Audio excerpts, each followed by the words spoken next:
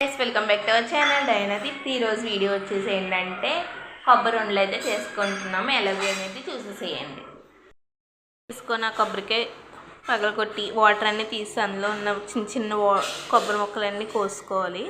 ఇలా మిక్సీ పెట్టుకోవాలి. నీళ్ళు అయితే వేయకుండా బాగా మెత్తగా మిక్సీ పెట్టుకోవాలి. ఇలాగా కొబ్బరి ముక్కలతో పాటు యాలక్కాయలు కూడా వేసుకోవాలి. మిక్సీ పెట్టుకోవాలి మెత్తగా.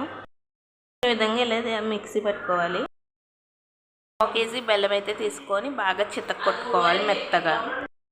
తెచ్చుకొని కడాయి అయితే పెట్టుకొని వేసేమన్న పేరుకే నీళ్ళు అయితే వేస్తున్నాను. కొంచెం వేస్తున్నాను, మంచిగా కరుగుతుంది.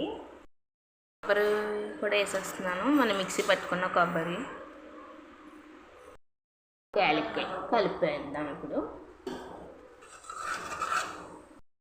దగ్గరికి అయిపోవాలి. హై కాదు అండ్ స్లోగా కాకుండా మీడియంగా అయితే హై మంట అయితే పెట్టుకొని ఇలాగా స్లో దగ్గరికి అయిపోవాలి. 2 మినిట్స్కి ఇలా కలుపుతూ ఉండాలి, లేదంటే అడుగున అంటుకోవాలి.